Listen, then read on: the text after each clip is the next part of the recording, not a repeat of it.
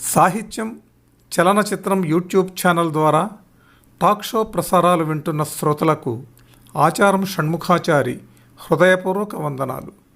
ప్రముఖ చలనచిత్ర దర్శక నిర్మాత ఎల్వి ప్రసాద్గా పిలుచుకునే అక్కినేని లక్ష్మీ వరప్రసాద్ గారి వర్ధంతి సందర్భంగా నా కలం నుంచి జాలువారిన వారి చలనచిత్ర జీవన ప్రస్థాన విశేషాలను నా గళంలో ఈ టాక్ షో ద్వారా వినిపిస్తున్నాను. మిత్రులారా, ఆలకించండి. దశాబ్దాల భారతీయ సినిమా చరిత్రకు అందమైన గుర్తుగా నిలిచిన మహనీయుడు ఎల్వి ప్రసాద్. ప్రసాద్ పూర్తి పేరు అక్కినేని లక్ష్మీ వరప్రసాద్. సినిమా రంగంలో ఆర్జించిన సంపదను సినీ రంగ అభివృద్ధికే వెచ్చించి సినిమా పరిశ్రమను విస్తరింపజేసిన అతి కొద్ది మంది ప్రముఖుల్లో ఎల్వి ప్రసాద్ పేరు ముఖ్యంగా చెప్పుకోవాలి. అందుకే ఆయన సినిమా వరప్రసాదిగా కీర్తి పొందారు. కృషి ఉంటే మనిషి ఋషి అవుతాడు, మహాపురుషుడవుతాడు అనేటువంటి నానుడికి ప్రత్యక్ష సాక్షి ఎల్వి ప్రసాద్. ఆయన ఎదుగుదల వెనుక ఒక ధ్యేయం ఉంది. సినిమా రంగానికి వెళ్ళిన తొలి రోజుల్లో చిన్న చిన్న వేషాలు వేశారు, వెట్టి చాకిరీ చేశారు, పస్తులున్నారు. కానీ ధైర్యాన్ని, ఓర్పును మాత్రం వీడలేదు. చివరికి సినిమా హాలు గేటు కీపర్ ఉద్యోగం చేయటానికి కూడా ఆయన వెనుకంజ వేయలేదు. నెలకు 15 రూపాయల జీతానికి కూడా ఆయన పనిచేశారు. 30 రూపాయల జీతానికి ఇంపీరియల్ కంపెనీలో చేరారు. స్టూడియోలో ట్రాలీ ఆపరేటర్గా, నిర్మాణ శాఖలో సహాయకుడిగా, చిన్న చిత్ర పాత్రలు పోషించే నటుడిగా, హీరోగా, దర్శకుడిగా, నిర్మాతగా, దార్శనికునిగా అంచెలంచెలుగా ఎదిగిన నిత్య సినీ కృషివరుడు ఎల్వి ప్రసాద్. 1931 మార్చి 14న విడుదలైన తొలి టాకీ చిత్రం ఆలం ఆరాలో 4-5 చిన్న చిన్న వేషాలు వేశారు. అదే సంవత్సరం అక్టోబర్ 31న విడుదలైన తొలి తమిళ టాకీ కాళిదాస్లో ఆలయ పూజారి వేషాన్ని, 1932 ఫిబ్రవరి 6న విడుదలైన తొలి తెలుగు టాకీ భక్త ప్రహ్లాదలో ప్రహ్లాదుని సహచరుడు ముద్దబాయి పాత్రను పోషించి 3 తొలి టాకీ చిత్రాల్లో నటించిన ఘనత సాధించిన ఒకే ఒక వ్యక్తిగా చరిత్ర పుటలకెక్కారు ప్రసాద్. ఎన్టీ రామారావుని మన దేశం సినిమాలో తొలిసారిగా నటింపజేసిన ప్రసాద్ని చూస్తే రామారావుకు కూడా లేచి నిలబడేటంతటి భక్తి. అక్కినేని నాగేశ్వరరావు, శివాజీ గణేశన్ అందుకు మినహాయింపు కాదు. మూకీ సినిమాల నుంచి సినిమాస్కోప్ సినిమాల దాకా ఆయన ప్రస్థానం సాగింది. అటువంటి అక్కినేని లక్ష్మీవరప్రసాద్ వర్ధంతి సందర్భంగా వారిని గురించి కొన్ని విశేషాలు మీకు తెలియజేస్తాను. ఎల్వి ప్రసాద్ గారి బాల్యం చాలా కష్టతరాల బాల్యం. ఆయన చిన్నతనంలోనే బొంబాయికి వెళ్ళారు. అది ఎలాగో ఒక్కసారి మీకు చెప్తాను. అక్కినేని లక్ష్మీవరప్రసాద్ 17 జనవరి 1908న ఏలూరు సమీపంలోని సోమవరప్పాడు అనేటువంటి గ్రామంలో జన్మించారు. ప్రసాద్ తండ్రి అక్కినేని శ్రీరాములు మధ్యతరగతి రైతు, తల్లి బసవమ్మ, ఆమె గృహిణి. బాల్యంలో ప్రసాద్ మంచి తెలివితేటలు గల విద్యార్థిగా ఉన్నా అతనికి చదువు మీద పెద్దగా శ్రద్ధ ఉండేది కాదు. తరచూ తన గ్రామాన్ని సందర్శించేటువంటి నాటక బృందాలు ప్రసాద్ను ఎక్కువగా ఆకర్షిస్తూ ఉండేవి. ఇంగ్లీషు స్కూళ్లను బహిష్కరించవలసిందని బాపూజీ అప్పట్లో ఇచ్చినటువంటి పిలుపు ప్రసాద్ని ప్రభావితుణ్ణి చేసింది. దాంతో హై స్కూలులో ఇంగ్లీషు మాధ్యమంలో చదవాల్సి రావటంతో మరీ నిరుత్సాహపడిపోయాడు. ముఖ్యంగా బాగా చదువుకొని కలెక్టర్ కావాలని తండ్రి ఆశిస్తే ప్రసాద్ డ్రామాలు వేస్తూ, మూకీ సినిమాలు చూస్తూ కాలం గడిపేవారు. తండ్రి బలవంతంగా వరప్రసాద్కి చదువు చెప్పించలేదు. మనసుకు నచ్చిన పని చేసుకోమని మాత్రం సలహా ఇవ్వడంతో ప్రసాద్ అరకదున్నారు, సేద్యం మీద దృష్టి సారించారు. వ్యవసాయ పనుల మీద ఆయనకు ఎక్కువగా ఏలూరు వెళ్లాల్సినటువంటి అవసరం పడేది. పెదవేగి గ్రామానికి ఏలూరికి మధ్యలో వారి మేనమామ గారి ఇల్లుండేది. 16 ఏళ్ల వయసులోనే మేనమామ కూతురు సౌందర్య మనోహరమును ప్రసాద్ ప్రేమించారు. తల్లిదండ్రుల అభీష్టానికి వ్యతిరేకంగా ఆమెను 1924లో వివాహం ఆడారు. అప్పట్లో ప్రేమించి పెళ్లాడటం అనేటువంటిది ప్రసాద్ చేసినటువంటి గొప్ప సాహసం అని చెప్పాలి. తండ్రి అప్పులు చేసి బంజరు భూములను సాగులోకి తెచ్చే క్రమంలో ఆధునిక వ్యవసాయ పద్ధతులను ప్రవేశపెట్టారు. కానీ వ్యవసాయం కలిసి రాలేదు, వ్యధను మిగిల్చింది. భూములు సాగుబడిలోకి రాకముందే ఖర్చులు తడిపి మోడ్పిడయ్యాయి. ధాన్యం గాదెల్లోకి చేరకముందే చక్రవడ్డీల రూపంలో అప్పులు పెరిగిపోయాయి. కుటుంబం అప్పుల పాలైంది. అప్పుల బాధను తట్టుకోలేక తండ్రి ఏలూరు కోర్టులో దివాలా పిటిషన్ వేశారు. దాంతో ఊరంతా ప్రసాద్ కుటుంబాన్ని చిన్నచూపు చూడసాగింది. ఆ కష్టాల్లోనే మనోహరమ్మకు కూతురు పుట్టింది. దిక్కు తోచలేదు.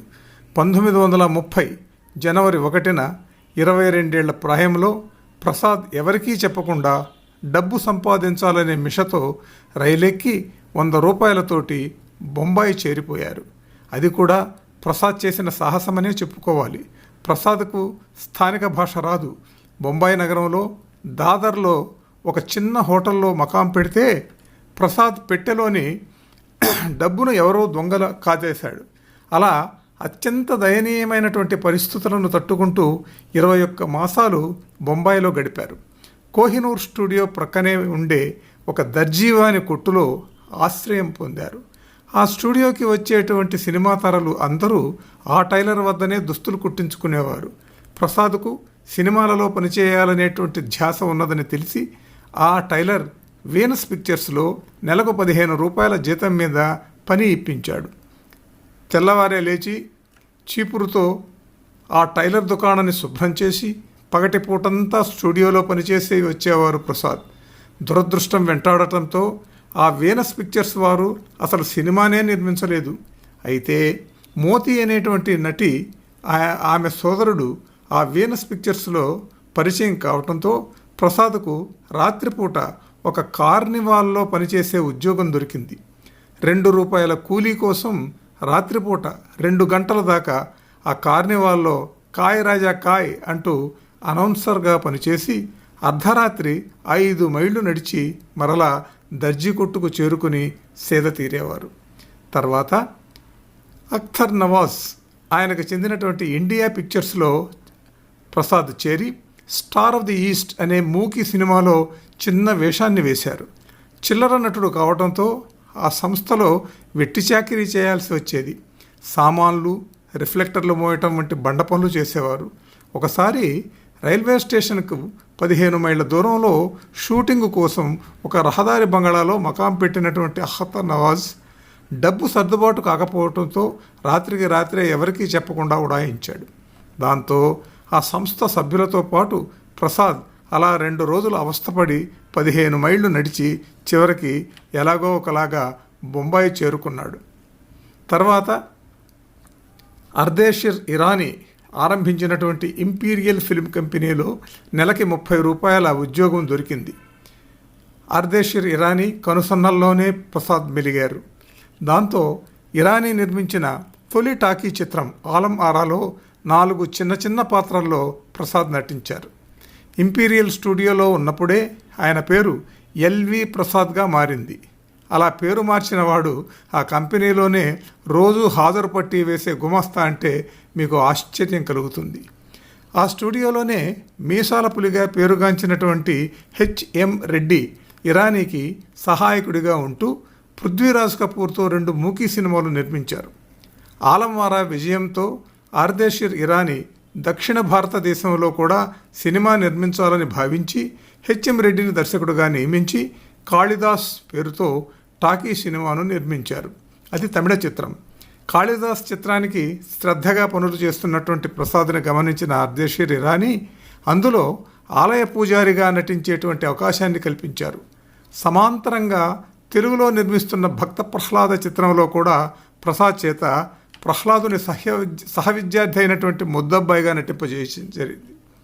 ఈ 2 చిత్రాలు విడుదలైన తర్వాత విజయవంతమై తొలిసారి ఏలూరు వెళితే తనకు పుట్టినటువంటి బిడ్డ చనిపోయిందని తెలిసి ప్రసాద్ చాలా బాధపడ్డారు. భార్యను వెంట తీసుకుని మరలా బొంబాయి చేరుకున్నారు. భక్తి కోసం dream land cinema hall gate keeper ఉద్యోగం దొరికింది. రాత్రిపూట సినిమా హాల్లో డ్యూటీ చేస్తూ పగలు ఉద్యోగ ప్రయత్నాలు కొనసాగించారు. హెచ్ఎం రెడ్డి భారత్ మూవీటోన్ సంస్థకు సావిత్రి అనే సినిమాకు దర్శకత్వం వహిస్తూ ప్రసాద్కు సత్యవంతుడి వేషాన్ని ఇచ్చారు. ఈలోగా విజయ సినీటోన్ వారు హిందీలో హెచ్ఎం రెడ్డి దర్శకత్వంలో సీతా స్వయంవర్ అనే చిత్రాన్ని నిర్మిస్తున్నప్పుడు కంపెనీ వారితో విభేదాలు రావడంతో ఆయన తప్పుకోవటం జరిగింది. ప్రసాద్ ఆ చిత్రాన్ని పూర్తయ్యేదాకా ఉండి ఆ చిత్రానికి ప్రతినిధిగా సినిమా డబ్బాలు మోస్తూ బొంబాయి రాష్ట్రమంతా తిరిగారు. తర్వాత న్యూ ఎరా అధిపతి రజనీకాంత పాండ్య ఆయన నిర్మించినటువంటి మత్స్యగంధి అనేటువంటి చిత్రానికి ప్రసాద్ ప్రొడక్షన్ మేనేజర్గా పనిచేశారు.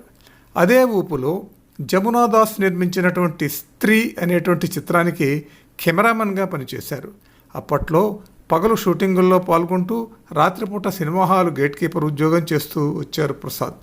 సినిమా పులి హెచ్ఎం రెడ్డి మద్రాసు వెళ్ళిపోయి సినిమా నిర్మిస్తూ ప్రసాద్కు వేషం ఇచ్చేందుకు కబురంపటం జరిగింది. ఇప్పుడు ఎల్వి ప్రసాద్ గారు మద్రాసుకి బయలుదేరారు. ఆ వివరాలు చూద్దాం. 10 ఏళ్ల బొంబాయి జీవితానికి స్వస్తి చెప్పి 1940లో ప్రసాద్ మద్రాసులో అడుగుపెట్టారు. మద్రాస్ యునైటెడ్ ఆర్టిస్ట్స్ కార్పొరేషన్ వారు నిర్మించినటువంటి బోండాం పెళ్ళి, చదువుకున్న భార్య అనేటువంటి చిత్రాల్లో హెచ్ఎం రెడ్డి ప్రసాద్ను నటింపజేయటం జరిగింది. ఆ తర్వాత 1941లో హెచ్ఎం రెడ్డి రోహిణీ పతాకం మీద తెనాలి రామకృష్ణ అనేటువంటి సినిమా నిర్మిస్తూ అందులో ప్రసాద్కు 2 పాత్రలు ఇచ్చారు. మొదటిది మంత్రి తిమ్మరసు పాత్ర, రెండవది కరటక శాస్త్రి పాత్ర. అంతేకాకుండా హెచ్ఎం రెడ్డికి సహాయ దర్శకుడిగా ఉంటూ స్క్రీన్ ప్లే రచనలలో తంగిరాల హనుమంతరావు, సదాశివ బ్రహ్మములకు సహాయకుడిగా సమర్థవంతంగా పనిచేయటం జరిగింది. మరుసటి సంవత్సరం సత్యమే జయం, దానినే ఘరానా దొంగ లేక ఆనెస్ట్ రోగ్ అనేటువంటి పేరుతో ఆ చిత్రాన్ని నిర్మించడం జరిగింది. ఆ చిత్రానికి కూడా ప్రసాద్ సహాయ దర్శకుడిగా స్క్రీన్ ప్లే రచనకు సహాయకుడిగా పనిచేస్తూ ఆ సినిమాలో ప్రధానమైనటువంటి దొంగ పాత్రను పోషించడం జరిగింది. 1942లో తాండ్ర సుబ్రహ్మణ్యం అనే ఆయన కష్టజీవి అనే తెలుగు చిత్రాన్ని బొంబాయిలో నిర్మించాలని సంకల్పించి దానికి డైరెక్టర్గా ప్రసాద్ని నియమించారు. దాంతో ప్రసాద్ మరలా బొంబాయికి తన మకాం మార్చాల్సి వచ్చింది. కానీ ఈ సినిమాకి పురిట్లోనే సంధి కొట్టి 3 రీళ్లు తయారయ్యాక ఆగిపోయింది.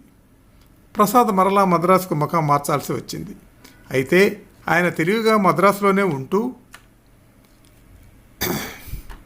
బొంబాయిలో అవకాశాలు వచ్చినప్పుడల్లా వాటిని వదులుకోకుండా కష్టపడి పనిచేయటం చేశారు. వాటిలో దర్బన్ సినిమా అనేటువంటిది ఒకటి. అప్పట్లో 2వ ప్రపంచ యుద్ధం తీవ్రతరమై మద్రాసు సినిమా రంగం ఇబ్బందుల్లో ఉన్నది. ఆ ఇబ్బందుల్లో అది చిక్కుకున్నప్పుడు బొంబాయిలో ఈ దర్పణ్ సినిమా ద్వారా ప్రసాద్కు ప్రత్యామ్నాయం దొరికింది. ఆ వెంటనే గీతాంజలి ఫిలిమ్స్ వారు నిర్మించినటువంటి సవాల్ అనేటువంటి హిందీ చిత్రంకి బొంబాయిలోనే ఉంటూ ఆయన సహాయ దర్శకత్వాన్ని వహించారు. ఆ సినిమా పూర్తవగానే హీరోయిన్ ముంతాజ్ శాంతి భర్త వలీ సాహెబ్ లేడీ డాక్టర్ అనేటువంటి సినిమాని నిర్మిస్తూ ఎల్వి ప్రసాద్ని సహాయ దర్శకుడిగా తీసుకున్నారు. అక్కడే నెక్ పర్వీన్ అనేటువంటి చిత్రానికి ప్రసాద్ సహాయ దర్శకుడిగా పనిచేశారు. ఆ రోజుల్లోనే పృథ్వీరాజ్ కపూర్ పృథ్వీ థియేటర్ అనే నాటక సంస్థను నెలకొల్పారు. ఆ సంస్థ తొలి ప్రదర్శన శకుంతలలోనూ తర్వాత దేవర్ నాటకంలోనూ ప్రసాద్ నటించారు. ఆ తర్వాత దేవర్ నాటకాన్ని సినిమాగా నిర్మించినప్పుడు ఆ సినిమాకు ప్రసాద్ స్క్రిప్ట్ను కూడా రాయటం జరిగింది. ఇక మద్రాసుకు మరలా ఎలా వచ్చారో చూద్దాం. బొంబాయిలో ఉండగా సారథి స్టూడియో అధిపతి చల్లపల్లి రాజా గారు కెఎస్ ప్రకాశరావు చేత ప్రసాద్ను మద్రాసుకు రావాల్సిందిగా కబురు పంపారు. సారథి సంస్థ తలపెట్టినటువంటి గృహప్రవేశం అనే చిత్రానికి గోపీచంద్ని దర్శకుడుగా నియమించి ఆయనకి సహాయకారిగా ఉండేందుకు ప్రసాద్కి వచ్చింది ఆ పిలుపు. అప్పటికే గూడవల్లి రామబ్రహ్మం గారు సారథి సంస్థ నుంచి తప్పుకున్నారు. గోపీచంద్ రాసినటువంటి కథకు ప్రసాద్ మలుపులు తిప్పే సన్నివేశాలని సూచించడంతో రాజావారు ప్రసాద్నే ఆ చిత్రానికి దర్శకత్వం వహించమని కోరారు.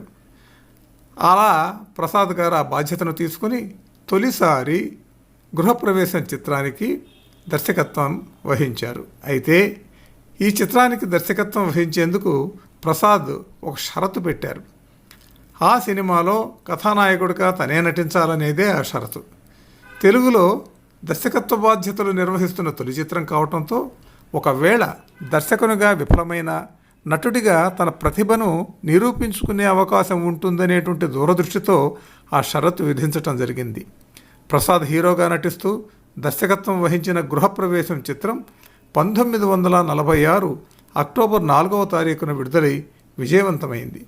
సారథి సంస్థ నుంచి విడిపోయిన గొడవలి రాంబ్రహ్మం శారదా ప్రొడక్షన్స్ అనేటువంటి సంస్థను నెలకొల్పి ఆ శారదా ప్రొడక్షన్స్ తరఫున పల్నాటి యుద్ధం అనేటువంటి కథను సినిమాగా తీయాలనే సంకల్పంతో ఉండగా గృహప్రవేశం చిత్ర విజయవార్త ఆయన చెవిన పడింది. అప్పుడు ఆయన ప్రసాద్కి కబురంపి దర్శకత్వ బాధ్యతలను అప్పచెప్పారు. అయితే ఆ సినిమా 6 రీళ్లు తయారయ్యాక రామబ్రహ్మానికి పక్షవాతం సోకి మంచాన పడటం జరిగింది. రామబ్రహ్మం మరణంతో చిత్ర నిర్మాణ బాధ్యత ప్రసాద్ భుజస్కంధాల మీద పడింది. బొంబాయిలో ఉన్న తన పలుకుబడిని ఉపయోగించి చందారావు మోరే అనే ఒక మరాఠీ చిత్రంలో ఉన్నటువంటి కొన్ని యుద్ధ సన్నివేశాలను కొనుగోలు చేసి పల్నాటి యుద్ధంలో వాటిని కలిపి అతి తక్కువ బడ్జెట్లో సినిమాని పూర్తి చేయగలిగారు ప్రసాద్. 24 సెప్టెంబర్ 1947న పల్నాటి యుద్ధం విడుదలైంది. అఖండ విజయాన్ని సాధించింది. తర్వాత కెఎస్ ప్రకాశ్రావు నిర్మించిన ద్రోహి అనేటువంటి చిత్రానికి ప్రసాద్ దర్శకత్వం వహించారు. అందులో రౌడీ రాముడు అనేటువంటి పాత్రను ప్రసాద్ పోషించగా ప్రకాశ్రావు హీరోగా, జీవరలక్ష్మి హీరోయిన్గా నటించారు. ఈ చిత్ర విజయం ప్రసాద్కు దర్శకుడుగా, మంచి నటుడిగా పేరు సంపాదించి పెట్టింది. తర్వాత మీర్జాపురం రాజాగారి సమర్పణలో నాగయ్య, కృష్ణవేణి నటించినటువంటి మన దేశం, ఇది 1949లో. ఆ చిత్రానికి ప్రసాద్ దర్శకత్వ బాధ్యతలను నిర్వహించారు. నటరత్న ఎన్టీ రామారావుని ఈ చిత్రంలోనే ఒక ఇన్స్పెక్టర్ పాత్రలో ప్రసాద్ గారు పరిచయం చేయటం జరిగింది. మన దేశం సినిమాలో ప్రసాద్కు మంచి పేరు వచ్చింది. 1950లో విజయ సంస్థ అధిపతులు నాగిరెడ్డి, చక్రపాణి తమ తొలి ప్రయత్నంగా షావుకారు అనేటువంటి సినిమాను నిర్మించనించి ప్రసాద్కు దర్శకత్వ బాధ్యతలు అప్పగించారు. ఆ రోజుల్లోనే ఈ సినిమాకు ఒక ట్యాగ్ లైన్ ఇరుగు పొరుగుల కథ అని యాడ్ చేయటం జరిగింది. 1950లోనే చక్రపాణి సమకూర్చిన కథ, సంభాషణలతో సినిమా తయారైంది. ఎన్టీ రామారావుని హీరో పాత్రకు, ఆ రోజుల్లో రేడియో నాటికల్లో పాల్గొంటున్నటువంటి జానకి, అంటే ఈ షావుకార్ జానకిని హీరోయిన్ పాత్రకు తీసుకున్నారు. మన దేశం చిత్రంలో చిన్న పాత్ర పోషించినటువంటి ఎస్వి రంగారావును సున్నం రంగడు అనేటువంటి పాత్రలో విలన్గా ప్రవేశపెట్టారు. చిత్రం ఆశించినంత విజయం సాధించకపోయినా దర్శకుడిగా ప్రసాద్ పేరును మాత్రం నిలబెట్టింది. ఆపై సాధన వారి సంసారం, ఇది 1950లో వచ్చింది. దానికి దర్శకత్వం వహించారు ప్రసాద్. అందులో రామారావు, నాగేశ్వరరావు ఇద్దరూ హీరోలే. జానపద హీరోగా వెలుగొందుతున్నటువంటి అక్కినేనికి సాంఘిక చిత్రాల హీరోగా పేరు తెచ్చినటువంటి చిత్రం ఇది సంసారం అనేటువంటిది. అందులోనే హీరోయిన్ పుష్పలత స్నేహితురాళ్లలో ఒకరుగా సావిత్రి తెరంగేట్రం చేసింది. ఆ సినిమా కూడా చాలా బాగా ఆడటం జరిగింది. తర్వాత 1952లో విజయవారు ప్రసాద్ దర్శకత్వంలోనే పెళ్లి చేసి చూడు అనేటువంటి చిత్రాన్ని తెలుగు, తమిళ భాషల్లో సమాంతరంగా నిర్మించారు. ఎన్టీఆర్, జీవరలక్ష్మి జంటగా నటించిన ఈ సినిమా విజయవంతం కావటంతో తర్వాత ప్రసాద్ అంజలి పిక్చర్స్ వారి పరదేశి, ఇది 1953లో ప్రసాద్ ఆర్ట్ పిక్చర్స్ నిర్మాత అయినటువంటి అనుమూల సుబ్బారావు నిర్మించినటువంటి పెంపుడు కొడుకు అనేటువంటి 2 చిత్రాలకి దర్శకత్వం వహించారు. పరదేశి అనేటువంటి చిత్రం ద్విభాషా చిత్రం. అది అందులో అక్కినేని చేత వయసు మళ్ళినటువంటి పాత్రను పోషింపజేయటమే కాకుండా హిందీ చలనచిత్ర పితామహుడైనటువంటి వి శాంతారాం సహకారంతో శకుంతల నృత్య దృశ్యాన్ని ఇందులో ప్రవేశపెట్టడం జరిగింది. పెంపుడు కొడుకు చిత్రంలో శివాజీ గణేశన్ హీరోగా నటించగా పుష్పవల్లి హీరోయిన్ వేషం వేసింది. అందులో ఒక పేదవాడి పాత్రను ప్రసాద్ పోషించారు. పరదేశీ, పెంపుడు కొడుకు సినిమాలు గొప్పగా ఆడలేదు. తర్వాత వచ్చినటువంటి సినిమా ప్రసాద్ పేరును ఆకాశానికి ఎత్తేసింది. అదే మన్మోయి గర్ల్స్ స్కూల్ అనేటువంటి పేరుతో రవీంద్రనాథ్ ఠాగూర్ గారు రాసినటువంటి ఒక కథకు సరైనటువంటి మార్పులు చేసి చక్రపాణి తీర్చిదిద్దిన విజయవారి హాస్య ప్రధాన చిత్రం మిస్సమ్మది. ఇది 1955లో వచ్చింది. తెలుగు తర్వాత తమిళంలో కూడా నిర్మించినటువంటి ఈ సినిమా సూపర్ డూపర్ హిట్ కావడంతో ఏవిఎం వారు హిందీలో మీనా కుమారి హీరోయిన్గా మిస్ మేరీ అనేటువంటి పేరుతో ఈ చిత్రాన్ని పునర్నిర్మిస్తే ఆ చిత్రానికి కూడా ప్రసాదే దర్శకత్వం వహించారు. హిందీ చిత్రం కూడా సూపర్ హిట్ అయింది. 1955లో లక్ష్మీ పిక్చర్స్ పేరుతో ప్రసాద్ తన సొంత చిత్ర నిర్మాణ సంస్థను ప్రారంభించారు. ఇలవేలుపు అనేటువంటి సినిమాను ఈ సంస్థ తొలిసారి నిర్మించింది. ఈ చిత్రం విజయాన్ని సాధించింది.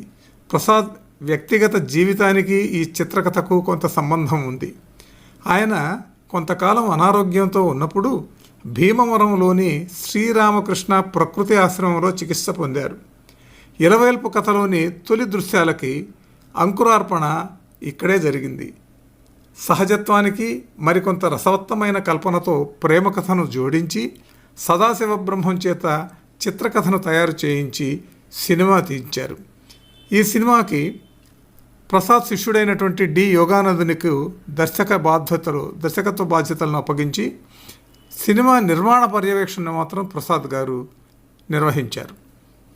ఇదే చిత్రాన్ని రాజకపూర్, మీనా కుమారిలతో పాటు శారద అనేటువంటి పేరుతో తొలిసారి హిందీలో నిర్మించి దర్శకత్వం వహించి ప్రసాద్ విజయం సాధించారు.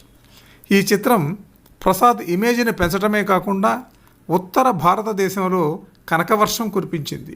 తర్వాత విజయవారి అప్పుచేసి పప్పుకూడు 1959లో ఈ హాస్యరసమైనటువంటి సినిమాకి ప్రసాద్ దర్శకత్వం వహించడం జరిగింది.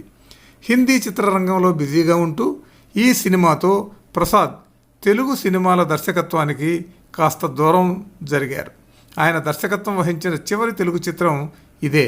అయితే తన ఆఖరి తమ్ముడు ఎడిటర్ అక్కినేని సంజీవి దర్శకత్వ బాధ్యతలు కట్టబెడుతూ 1965లో ఇల్లాలు అనేటువంటి చిత్రాన్ని నిర్మించడం జరిగింది.